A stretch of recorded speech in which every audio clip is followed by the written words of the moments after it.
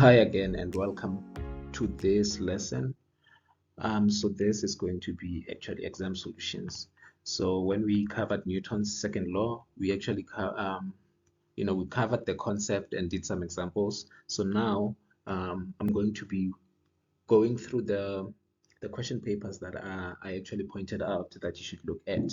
And I do want to restate that these are just a few exam papers. You should make sure that you look at more so that you can increase your capacity.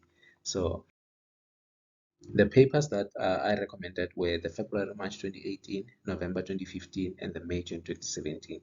Okay, so these are just two of those exam papers. Let's go right into the first one. We're going to start with the May June 2017. Okay. Okay, so now we're going to look at a question paper from 2017, the May-June 2017 question paper. So a crate of mass 2 kg is being pulled to the right across a rough horizontal surface by a constant force F. The force is applied at an angle of 20 degrees to the horizontal as shown in the diagram. Okay, so some concepts I have to explain.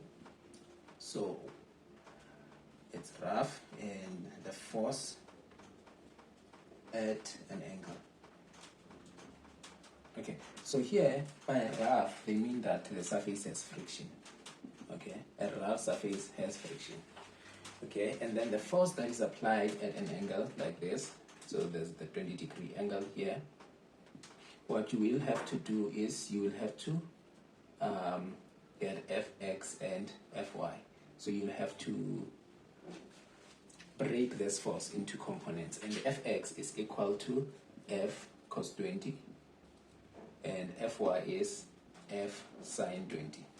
Okay, so you should work on your trigonometry to find how I get to this. So just to help you is I will just do this. So I will put Fy here, and then this is 90 degrees. So you'll soon realize that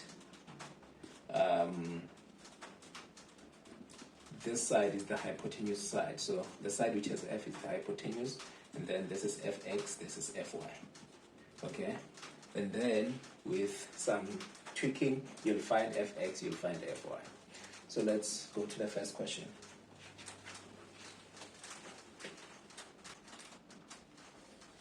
Draw a labeled free body diagram showing all the forces acting on the crate. Okay, so this is 2.1.1. They want a free body diagram. So there are two ways in which you can do this. Okay, so let me just do the first one. This is the weight, this is the normal force, and then this is Fx, this is Fy. So these two are the components of the force that is being applied on the crate. And then you have friction as well, because remember we have a rough surface. So this is option 1. Okay, then option 2 is to do like this. Your normal force, your weight, okay, and then you show your force at an angle of 20 degrees, and then you show your friction here. Okay, so you can either write it this way or this way. I prefer this way because you are easily able to tell which forces are you dealing with in the horizontal and which forces are you dealing with in the vertical. And we'll see this helping us in the next question. Okay, so 2.1.2, before it, we given that a constant frictional force of 3 newtons acts between the surface and the crate. The coefficient of kinetic friction between the crate and the surface is 0.2. So this friction is 3 newtons. That's what we are told. Okay, we are told also the coefficient. So they say calculate the magnitude of the normal force acting on the crate. So normal force acting on the crate. Okay, so for normal force, I can say so far you know two ways of how you can find the normal force, which would either be normal force is equal to weight, which equals to mg, but in our case it's not so. So the reason why this doesn't work here is because instead of these two being the only forces that are present, we have this force here. We have Fy, which is contributing to the forces that are going up, you see. So we can't apply this. But again, we know that Fk is equals to mu k times n. And we are given this and this, so we can use this one to find our answer. So the frictional force is how much? 3 newtons. This is 0.2 times n. Therefore, n is equal to 3 divided by 0.2 when we divide both sides by 0.2. And here we get 15 newtons. Okay? So we've solved for the normal force. What do they want now? Force F. So they want us to solve force F. Mind you, force F is this one. Okay? So how can we solve that? We can solve it by finding a component. And in our case, I'm going to use forces in the vertical direction. So we can do like this. We know that the net force acting on an object is equal to the mass times the acceleration. Okay? But in the vertical, what's happening? There's no motion in the vertical. Okay? It's moving in the horizontal. So the net force is equal to 0. So we can simply say that in the vertical. Okay? So that they understand why it's equal to 0. And then when we have it like this, we can choose up as positive. Okay? So if we choose up as positive, we'll have normal force plus Fy minus weight is equal to 0. How much is the normal force? 15 newtons plus, so Fy is actually F sine 20. So we're taking it back to this component of it. Minus, what is the weight of the box? The weight is 2 times 9.8 equal to 0. Then we can say F sine 20 is equal to 19.6 minus 15. F is equal to, how much is this? I think this is 4.6 all over sine 20. Then we get our force as 13.45. Okay? Let's go to the last question.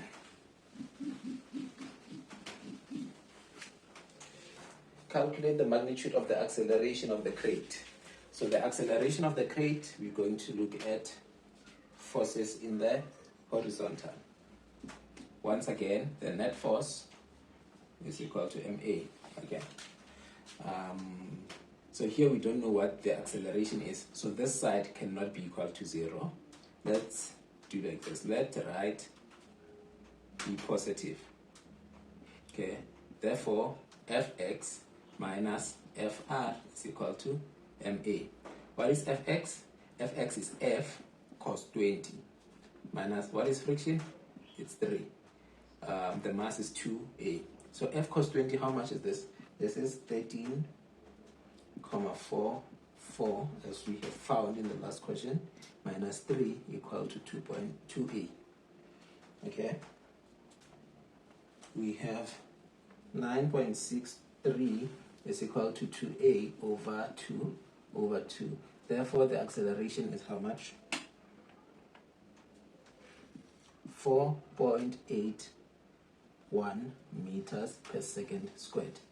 Okay? And just like that, we are done. Now let us have a look at the November 2015 exam paper.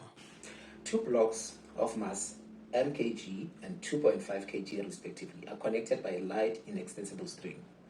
The string runs over a light frictionless pulley as shown in the diagram below. The blocks are stationary. So this one we're simply going to go into it, but before we go into the question, I just want us to understand a few things. So this is 2.5. So when we are dealing with this box, we are going to be focusing on horizontal motion. So it's motion in the left and right, left to the right, okay, because it has there's a table, whatever that thing is, you see. But whenever we are focusing on this, we're going to be looking at motion in the vertical, up, down, because it's suspended. We can say it's suspended, okay. So now that that is out of the way, let us go to the first question. First question says, state Newton's third law in weights. Newton's third law. Okay, so we're going to state it as follows. When object A exerts a force on object B simultaneously exerts an oppositely directed force of equal magnitude on object A. Okay, so that is our first answer. And then we go to the second question. Calculate the tension in the string. Okay, so 2.1.2, we need to calculate the tension in the string. How can we do that? So we can do free body diagrams for this two blocks, and one will show us an easy way to calculate it. So for block M, we have a free body diagram that's like this. This is the weight, this is the normal force, this is the tension, this is the friction if it's present. I'm sure it's present. And then for the other box, the one that is hanging, we have something like this. We have the weight, we have tension. Okay? So for this one, we would be concerned with this. For this one, we'll be concerned with this. Now, do we know friction? Can we use friction to calculate tension? We can't. But here, do we know the weight? Technically, we can know the weight. Okay? So this is what we're going to do. We're going to say F net is equal to MA. Then we can tell them let up be positive. Okay. Then after that we can say negative weight plus tension is equal to MA. Alternatively, we can say T minus W equals to MA. It's all the same thing. Okay. Then after you have done that, you will have to find out what is the weight exactly. So the weight is equal to mass times the gravitational acceleration, right? Which is 2.5 times 9.8, which is equal to how much? 24.5 newtons. Okay? And since the blocks are stationary, what is the value of MA? MA is 0. Okay? So we can say, negative 24.5 plus T is equal to 0. Therefore, T is equal to 24.5 newtons. And that's 2.1.2 solved. You see. So, in this exam paper, even though they did not ask you to draw a free body diagram, drawing a free body diagram actually helps you to solve. So when other questions come and say draw free body diagram, they just want you to give you free marks, because either way you'd have to draw it. Now we go to 2.1.3. The question says, the statement before says, the coefficient of static friction, mu s, between the unknown mass and the surface of the table is 0.2. Calculate the minimum value of m that will prevent the blocks from moving. Ever. So 2.1.3. So this is your block. You have now found the tension to be 24.5. You have m, have friction, you have the normal force. Okay, so you know that Fs max is equal to mu s times n, right? But for you to find n, you would need to know the weight. Can you find the weight? So you can say, okay, the weight is equal to mg. But what is our m? That's what we're trying to solve. So what can you do? What you can do is, you will say F net is equal to ma. So you are working in reverse here. Okay, F net is what? Before we proceed, let right be positive. So you're going to say 24 point, no, not 24.5. T minus FR is equal to 0 because the blocks are stationary. 24.5 minus FR equal to 0. Therefore, FR is equal to 24.5 newtons. So this FR is also Fs max. It's the friction, it's the static friction because the blocks are not moving. Understand? So what you will then do, you will say, so FR is equal to Fs max. Therefore, 24.5 is equals to mu s times n. And from here, let us do this first. So weight is equal to mg and n is equals to weight, right? Therefore, n is equal to mg. Do you understand the relation here? Mg, n is equals to this. Therefore, n is equals to this. Understand? So we have this. So we're going to have 24.5 is equal to how much? We told the coefficient is 0.2 times m times g, which is 9.8. Then we can divide by 0.2 times 9.8. M is equal to 12.5. And what are the units? Grams or kgs? Kgs.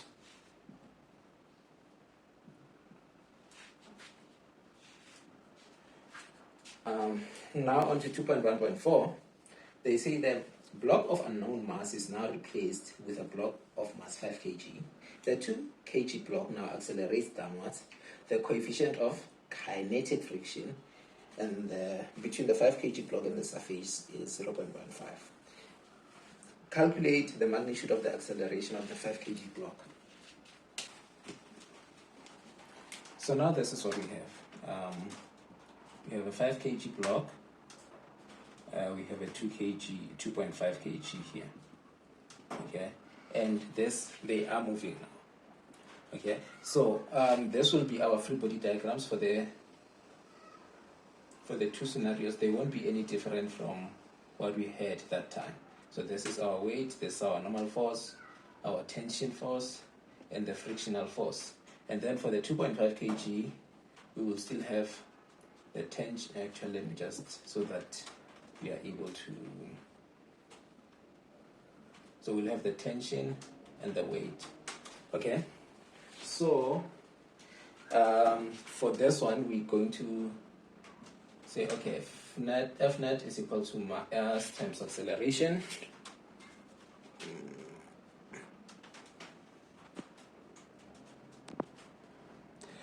And this will be T minus FR is equal to MA.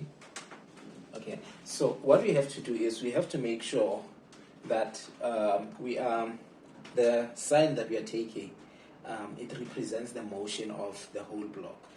So the motion of the whole block would be like this. Positive, let's say positive to the right, and positive downwards. So it's positive, it's going like this. Okay, so what is going to happen for this block is that we're going to have weight minus tension is equal to MA. Okay, so it's important that you follow along with this, because if you say tension minus weight, it's going to be incorrect. Okay, so from here, what we can do is we can say, okay, the weight is 2.5 multiplied by 9.8 minus T is equal to 2.5A. And then we can say minus T is equal to 2.5A minus, this is 24.5. Therefore, we have T is equal to 24.5 minus 2A, 2.5A. Okay, so this is for this system. So we have done for this system. Now let us go back to this system. We are looking for the acceleration. And then for this system, we are told the coefficient of friction now to be 0.15. So we can say Fr or Fk, the kinetic friction, is equal to mu k times n, which would be 0.15. What is our normal force? So normal force is equal to mg, because this is what's happening. And then here we can say it's 5 times 9.8, which we can equate to how much? 49 newtons. So it means that this is 0.15 times 49. Then we have 7.35 newtons. So once we have this, we can now come back to our formula. We have T minus 7.35 is equal to 5A. Okay? And what is the value for T? The value for T is this one here.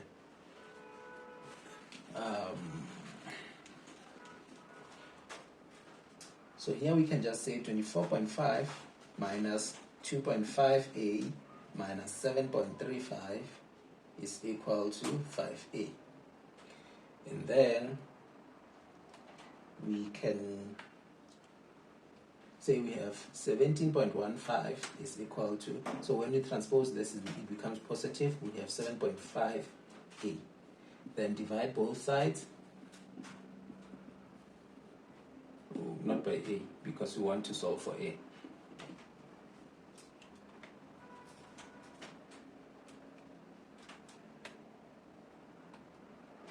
Then we get our acceleration to be 2.29.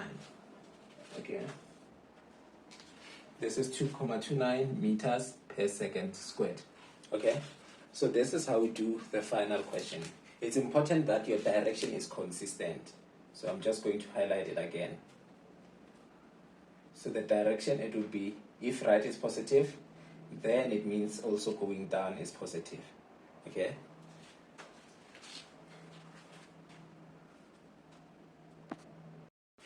Okay, so let us look at a question paper from 2018. So this is a February-March question paper, not the final exam. It's a supplementary exam question paper for those who wrote in 2017. Okay, so I'm going to read the statement and then we proceed.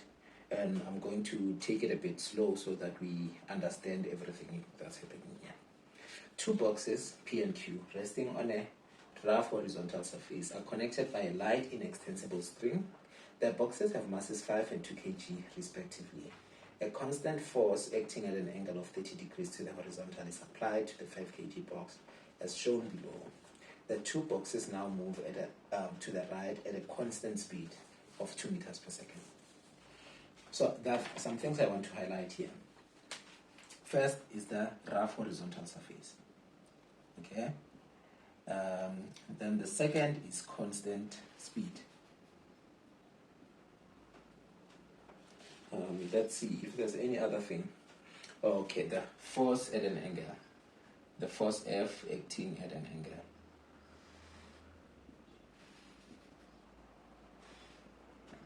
Here.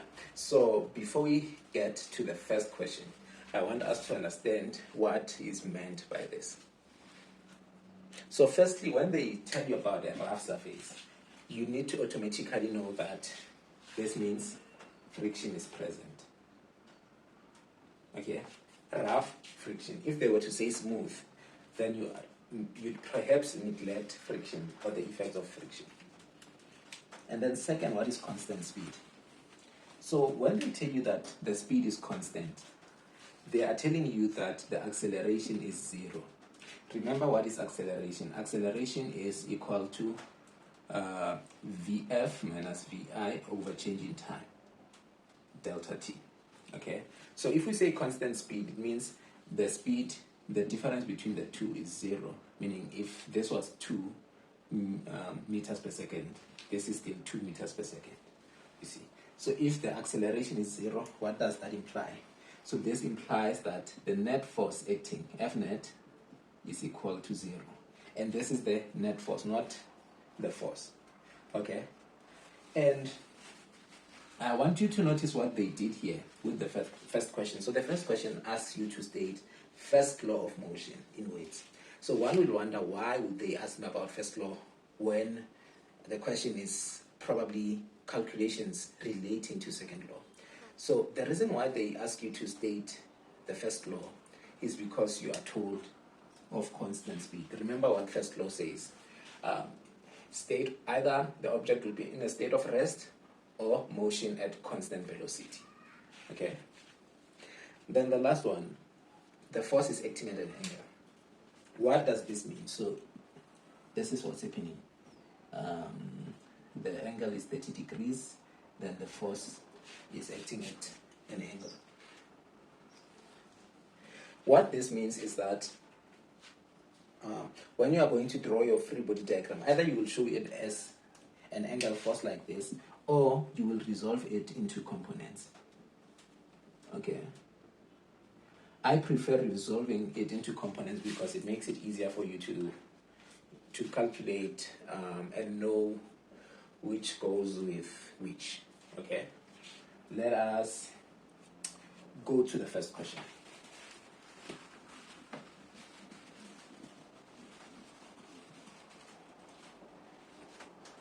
So 2.1 says, state Newton's first law of motion in weights. You must already know this. It says an object will remain in its state of rest or move at constant velocity or continue moving at a constant velocity unless it is acted upon by an unbalanced resultant force. Okay? I've actually just paraphrased it, honestly.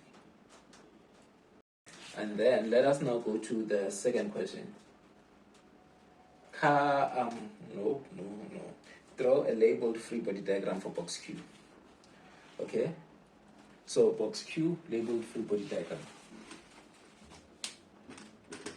So we know that this will be our box Q, and the obvious forces that are acting is weight and normal force. Okay? There's a rope this side, meaning there's a tension force, and there's frictional force this side. So this is your free body diagram for 2.2. Now 2.3, before 2.3 we are told that box P experiences a constant force of 5 newtons and box Q a constant frictional force of 3 newtons. Let me just write this here. So this is 3 newtons. Okay? Calculate the magnitude of F. So F is on box P. So what I'm going to do is I'm going to draw a free body diagram for box P now. So for box P, this is what we're going to have. We're still going to have weight, still going to have normal force. So this side will have tension, we'll also have frictional force. So this frictional force is given to us as 5 newtons. And then, what about this side? Okay, so this side we have a force that is going like this, What I'm going to do is I'm going to resolve it. So this one will be F cos 30, and this one will be F sin 30. So this one we can erase.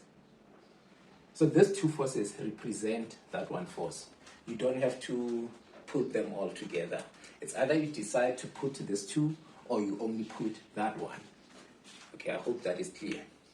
So once we have done the free body diagram, we can now proceed to the solution. So with the solution, we're going to start here. We'll say the net force is equal to MA. So we are going to deal with this first, then that. And then the net force is made up of what? Before we get there, let us be clear on our directions. What do I mean by that?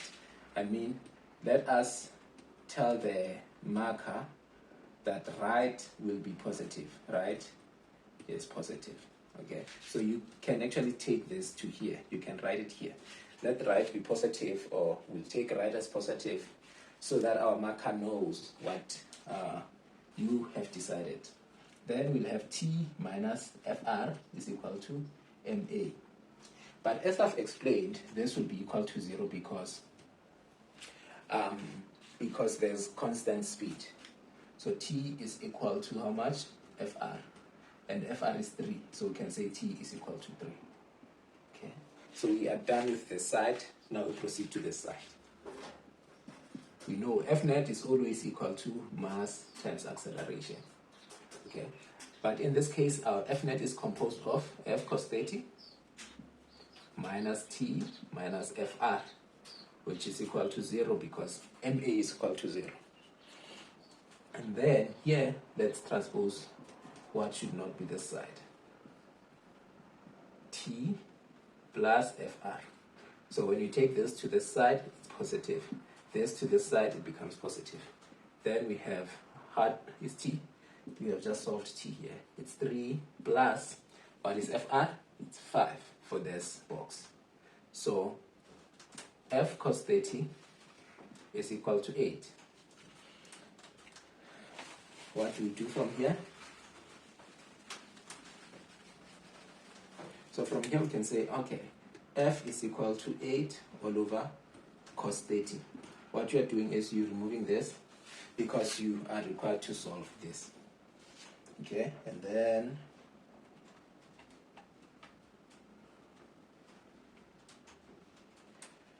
on a calculator you get F is equal to 9.24 newtons. Okay. So that's the magnitude of the force F. Okay. And now on to the next question. We have been told something. The string connecting P and Q suddenly breaks after 3 seconds while force F is still being applied. Let us draw the velocity time graph for the motion of P and Q before and after the string breaks, as shown below. So here's your graph. The question says, write down the time at which the string breaks. This is 2.4. If you go back to the statement, they tell you 3 seconds. So this is simply our answer, 3 seconds. I'm sure this exam paper was out of 149 marks, and then they just had to put this one. Yeah, I don't know. 2.5. Which portion, XYZ, of the graph represents the motion of box Q after the string breaks? Use the information in the graph to fully support your answer. So we have box Q, we have box P. They are connected like this, and the force is applied to this one. Okay, and then the string breaks. Okay, so from the graph you can see that Z represents when the velocity is constant, and then X represents some increase in velocity, while Y represents a decrease in velocity. So I've watched a lot of movies to know that if this breaks, or if this system breaks, this one will want to slow down, and this one will actually continue moving because the force is still there. So my answer would be that Y represents the motion of Q. And why is that? This is because the velocity decreases. If this was 2 marks, we'd end it there, but it's not. So why does the velocity decrease? The velocity decreases because the net force acting is now negative. So initially you had what? You had tension and frictional force, right? But now this is gone. So you only have frictional force. So the net force is making it to slow down. And another person can say there is a negative acceleration.